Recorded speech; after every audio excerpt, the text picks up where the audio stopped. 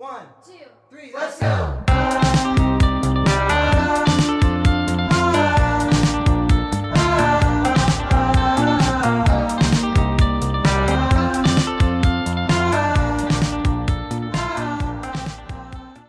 Hai Passengers, balik lagi sama aku Rida. Nah, kalau misalnya di video sebelumnya aku ngasih tau ke kalian cara makeup dan rekomendasi produk-produk makeup yang aku suka untuk beginner, hari ini aku mau ngasih tau ke kalian rekomendasi 6 tontonan yang bisa kalian tonton saat sedang self quarantine.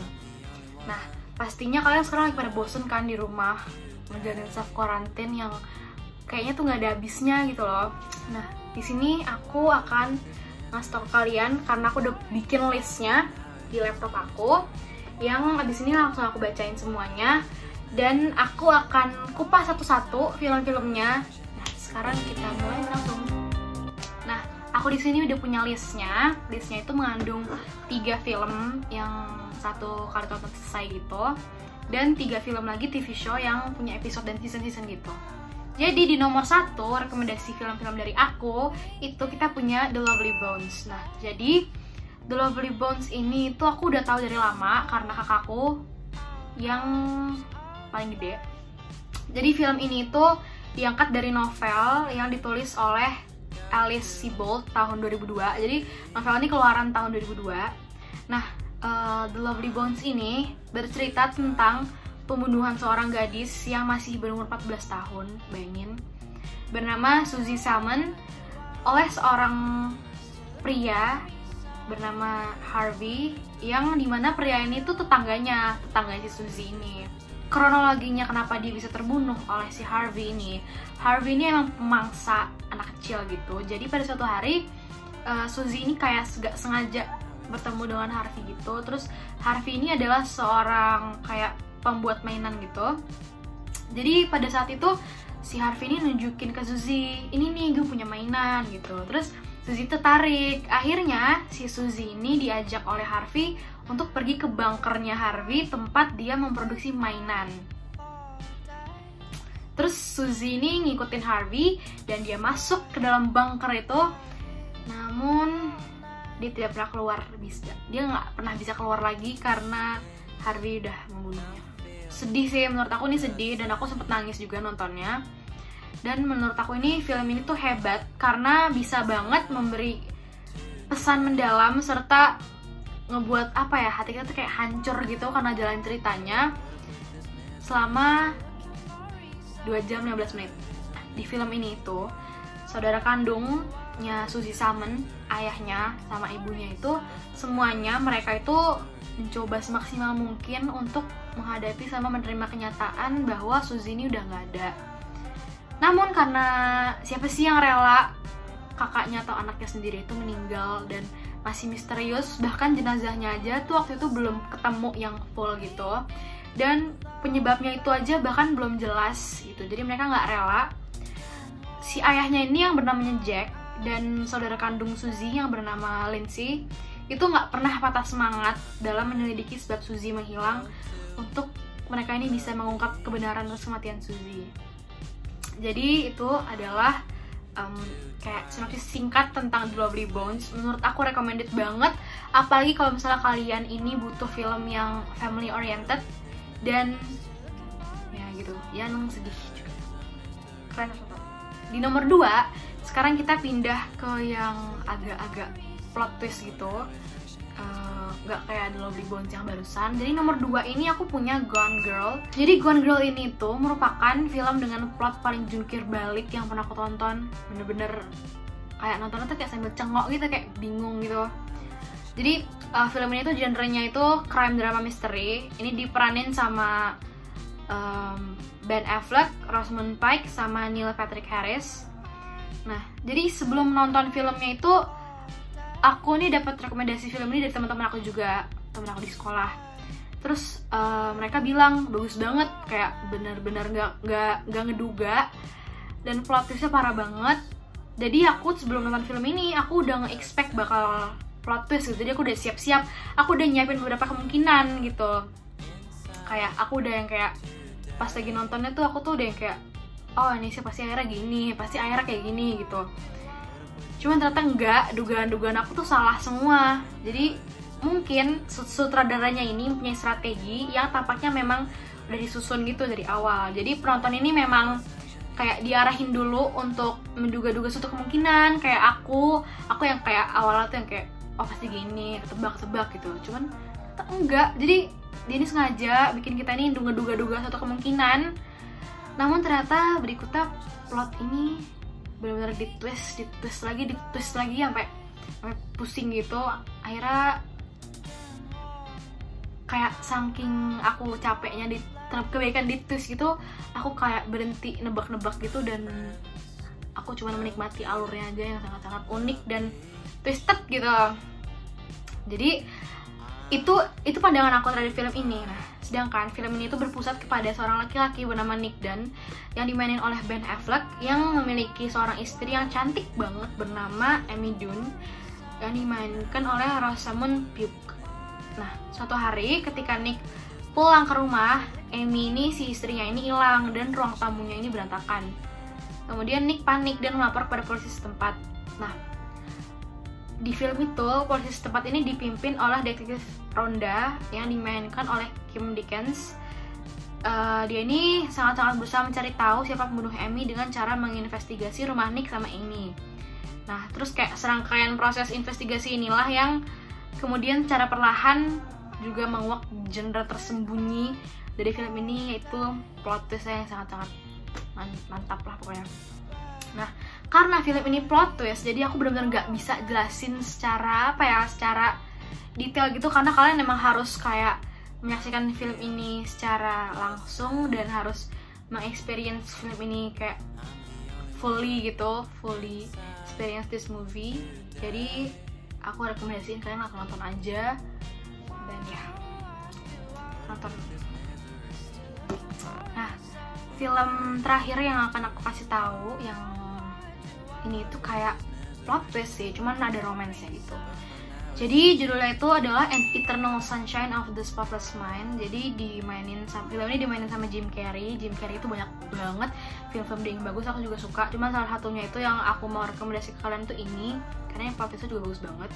Jadi Jim Carrey ini mainin peran bernama Joel Barish, seorang pemuda introvert, dan Kate Winslet, seorang gadis bernama Clementine.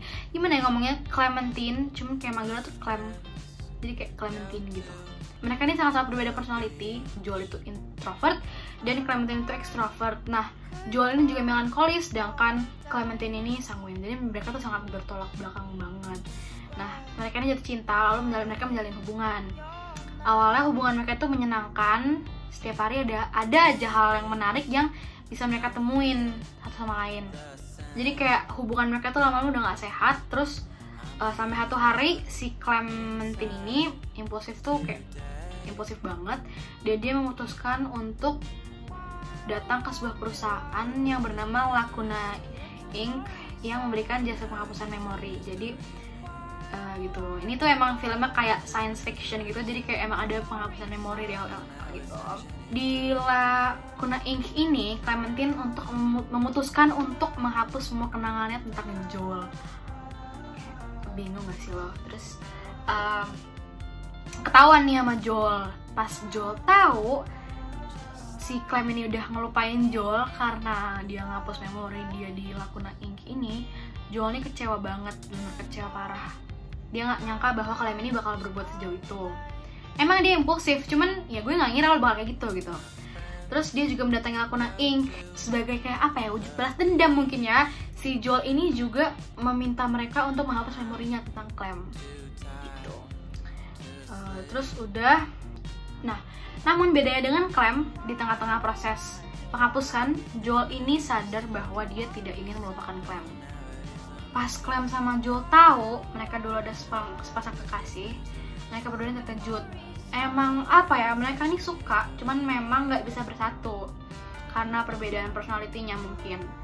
Nah, jadi sekarang pada saat mereka pertama bertemu, Joel ini emang belum ngerasa bahwa Clem ini terlalu overwhelming untuk Joel. Cuma nanti endingnya pasti pada satu hari Clem ini bakal merasa bahwa Joel membosankan dan sebaliknya. Jadi ya gitu. Jadi intinya sebenarnya film ini menunjukkan kita bahwa sebenarnya bukan nggak bisa guys dua personality yang berbeda itu bersatu, cuman kita harus sama-sama bisa menerima kelebihan dan kekurangan masing-masing serta melengkapi itu. Dan film ini juga menunjukkan bahwa kita nggak boleh asal hapus-hapus kenangan yang kita punya, karena kadang kenangan itu bakal balik dengan sendirinya tanpa kita tahu. Jadi misalnya kalau misalnya kalian habis putus sama cowok kalian, terus kayak mereka terus kayak kalian nih kebawa emosi, kalian hapus semua foto-foto dia di galeri kalian, itu nggak selamanya bakal jadi jalan keluar yang tepat untuk sembuh dari heartbreak gitu guys. Jadi ya hear me out, kayak kenangan itu nggak selamanya sakit nyakitin gitu. Kayak kalau misalnya kalian udah bisa lupa sama orangnya, misalkan ada putus sama cowok kalian nih, terus kalian berusaha melupakan orang itu tanpa menghapus jejak dia di HP kalian atau dimanapun, pasti bisa. Nantinya pasti setelah kalian udah bisa melewati healing prosesnya, kalian pasti bisa guys melupakan certain person itu, dan kalian akan look back at that memories. Kalian bakal melihat kenangan tuh sebagai hal yang indah yang emang udah lewat. Jadi kalian bisa belajar dari masalah-masalah yang sudah lalu.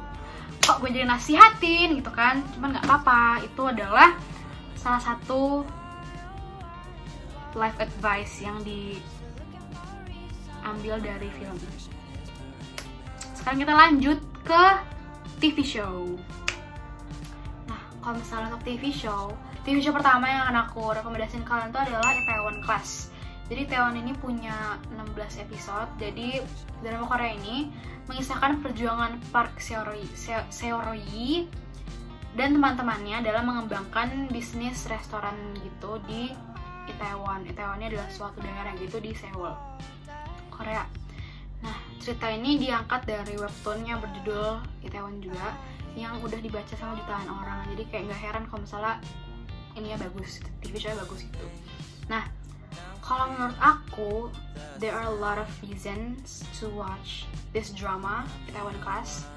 Nah, salah satunya itu adalah cerita drama Korea Itaewon Class ini berfokus kepada genre-nya itu slice of life. Jadi bakal relatable banget sama banyak penontonnya. Kayak bukan banyak, hampir semua penontonnya bakal relatable gitu sama mereka. Nah, cerita drama ini tuh menurut aku nunjukin bahwa istilah term roda berputar, kadang kita bisa di bawah, kadang kita bisa di atas, itu bener adanya gitu. Ini sangat-sangat recommended kalau misalnya kalian suka drakor dan nggak suka. Nah, yang kedua, TV show yang kedua ini datangnya itu dari Spanyol, bahasanya juga Spanyol, jadi kalian harus nonton pakai subtitle. Cuman nggak apa, karena seru. Kayak kalian ini mencerna subtitle ini bakal worth it karena bagus banget juga TV show-nya. Jadi kalau misalnya kalian bisa nebak coba sekarang 1, 2, 3. Ya, jadi TV show ini adalah Money Heist atau bahasa Spanyol itu La Casa de Papel. Nah, serial ini tuh udah punya 4 part. Kayak part ini kayak season gitu modelnya. Jadi cocok banget untuk di binge watch tuh, cocok banget. Kalau misalkan gadang itu cocok banget ini. Kalau review dari aku sendiri, menurut aku cerita ini unik dan kadang-kadang itu bisa kayak bikin lo kok bisa begini gitu, kayak hah gitu, kayak kagum gitu sama plot twistnya. Idenya menurut aku sangat-sangat brilliant. Terus Money Heist ini memiliki karakter-karakter yang kuat, yang aktingnya bagus dan parah deh. Kayak cast-nya tuh sangat-sangat total gitu. Terus yang terakhir menurut aku kecerdasan kreator dari series ini itu kayak seperti mereka ini nanti di sananya ciri khasnya tuh pakai kostum jumpsuit merah dan topeng Salvador Dali. Itu jadi ciri khas dari TV show ini. Menurut aku kalian nonton aja karena ini sangat-sangat worth it dan pokoknya worth it banget deh, worth your time pokoknya nonton. Jadi TV show terakhir yang menurut aku sangat berkesan, dan aku benar-benar nonton ini non-stop sampai aku ya nggak lupa makan juga sih, cuman ya bisa dibilang aku jadi kayak lupa dunia gitu. Jadi Korea juga, dan ini tuh genrenya romantis. Jadi drama terakhir yang akan aku rekomendasikan kalian itu adalah Crash Landing on You. Mungkin udah banyak banget viewers video ini yang udah nonton, Passengers pasti udah ada gitu loh yang nonton. Cuman kalau kalian belum nonton, tolong banget kalian harus nonton. Cerita ini berawal dari Yoon Seri yang sedang melakukan percobaan terhadap produk terbaru keluaran perusahaannya. Jadi punya perusahaan namanya Serious Choice. Namun berakhir dengan dirinya yang tidak sengaja crash lands, jadi kayak nggak sengaja jatuh gitu di daerah Korea Utara. Nah, pada saat itu Kapten Ri Jong Hyuk ini bertemu dengan Yoon Seri. Posisinya Kapten Ri ini waktu itu lagi piket, lagi berjaga-jaga gitu, lagi ngawasin daerah gitu. Dalam 16 episode, semua emosi penonton nih bener-bener dibuat kacau balau gitu sama Crash Landing on You ini.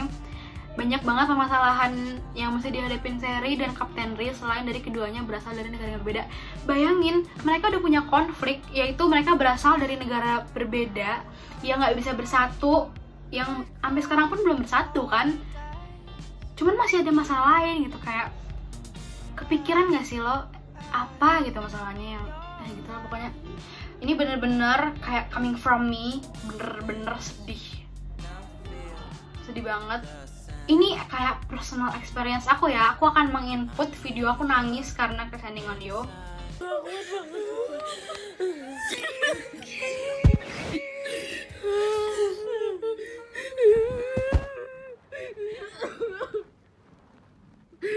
Dan bukan aku doang, mama aku, papa aku, bahkan kakak aku tuh semuanya, keluarga aku tuh suka banget sama Crash Landing on You. Mama aku sampai nangis sendirian depan TV gara-gara drama ini saking sedihnya. Jadi kalau misalnya kalian belum nonton sekarang, bener-bener nonton. Kalian harus banget nonton. Dan kalau misalkan udah nonton, bagus. Itu aja untuk video aku kali ini, Passengers. Jadi semoga kalian terbantu, semoga kalian nggak bosan-bosan lagi self quarantine-nya. Semoga kita semua tetap dalam lindungan Tuhan Yang Maha Esa dalam menghadapi virus COVID-19 yang lagi marak banget ini. Jujur aku nggak tahu kapan selesainya, cuman kita harus menyemangati satu sama lain supaya kita bisa melewati virus ini dengan baik dan dengan tegar dan dengan semangat.